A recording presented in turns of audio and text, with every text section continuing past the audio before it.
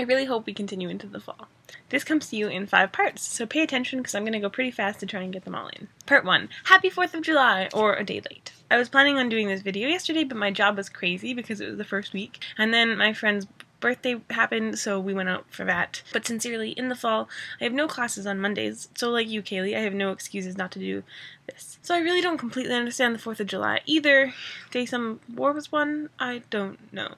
Canada Day is Canada's birthday, I guess. It's our national day, and it's basically the day that Canada came together. Its 3 colonies left the British Empire and became one. That was under the BNA Act, or the British North American Act.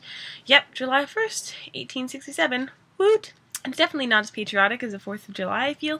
I think Canadians have a more subdued patriotism. Yeah, there's fireworks, and yes, people have parties, and there's parades, and there's festival things, but that only happens, like, on Canada Day. It was really cool during the Olympics because there was a lot of patriotism, but you don't see as many Canadian flags on houses as you would in America. That's my Canada spiel. Part 2. Week 1 of summer camp is done. Woot! Because that's my job.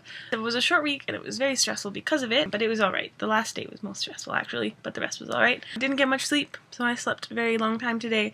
I'm still super short on sleep, and that's just something I'm gonna have to come to terms with, I think. I was super blessed with my helpers, but not with my software. There was some miscommunications and people wouldn't get back to my boss, and he was going to phone yesterday and try and get it, but it was 4th of July and it's an American company, so they were obviously closed. I'm just hoping to have it for this week. 1 week down, 9 to go. Part 3. I am taking the following classes in July. No, I'm not. I am taking the following classes in fall. Japanese, complete with a speaking lab. English, anthropology department, but studying archaeology, cultural studies. Japanese cultural studies, which I'm super excited for. I'm planning to transfer to a different school, so the way I'm doing this is, since there's no equivalence for the school I want to go to at the school I'm at, I'm taking what are called breadth courses. Basically, they are electives that you have to have a certain number of credits for in this comprehensive list. So that's my uni update. Part 4. I love Lord of the Rings! And I haven't actually named my unicorn yet. I have difficulty naming things. Anything is hard for me to name. Lord of the Rings is not only for boys at all. I got to see them in theaters when they were out, but I would love to see them again because, like you said, the cinematography is fantastic. It's definitely meant to be seen on the big screen, just like Ben-Hur, or so I hear. Haven't actually seen that. I think that the Canadian theaters did something like that, but it was back in February, and I couldn't get anyone to go with me. Plus, I kind of got lazy and didn't want to go downtown. I'm very, very happy you got to see them in theaters, or at least one of them. Are you going to keep going to all of them? Anyways, I'm really happy you got to do that because it's lots of fun. Okay, and part 5, the part we've all been waiting for and the part I've been delaying because it's so gosh darn hard. My top 5 Disney movies in no particular order. 1. The Aristocats. I love this old school Disney, and with the hand-drawn animation, I love the cats, I love the love story, I love the kittens, I love that it's in France, I love all the characters, and of course I love the music. Number 2. Aladdin. So great. A wonderful action movie, kind of. A Whole New World. I enjoyed the genie.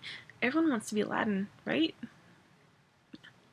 And Iago is just so funny. Number 3, The Incredibles. This movie cracks me up. It's so funny, and I thought it was so well done. I usually always enjoy Pixar movies, and I love superhero movies, so it was a really great combo. Number 4, WALL-E. I think this movie made me cry when I first watched it, which I seem to do a lot lately. I love Disney for making me cry. It means that, you know, I connected with the movie, and I love the characters, and it was just so sweet. I love the implications, or at least I love the warning. I don't want us all to get fat and go into space. And it's so cute, and it's exciting, and it's fun. Number 5, The Great Mouse Detective, another classic that people always forget. The movie frightened me in some parts as a child, but a lot of my favorite kids' movies did. Such a great film. I don't even know where to begin, so I'll leave you with one sentence. Vincent Price was Ratigan. Okay, my honorable mentions, I just had to add some, are the following. Sleeping Beauty, because I love Tchaikovsky, and the music, and the singing, and the love story.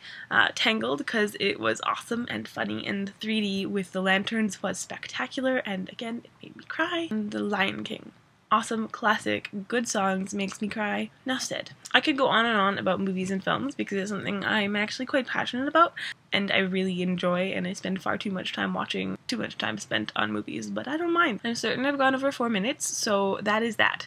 My week was mighty nerdy because I napped lots yesterday. I figured since nerd fighting can be about anything you do a lot, and with gusto it fits, even though it's really kind of strange to think of napping with gusto, but I did it a lot, so I figure that fits. Okay, Chrissy, we'll see you on Wednesday, I hope. I hope you girls had a good 4th of July. I'll mail you the topic for next week when I think of it. See ya!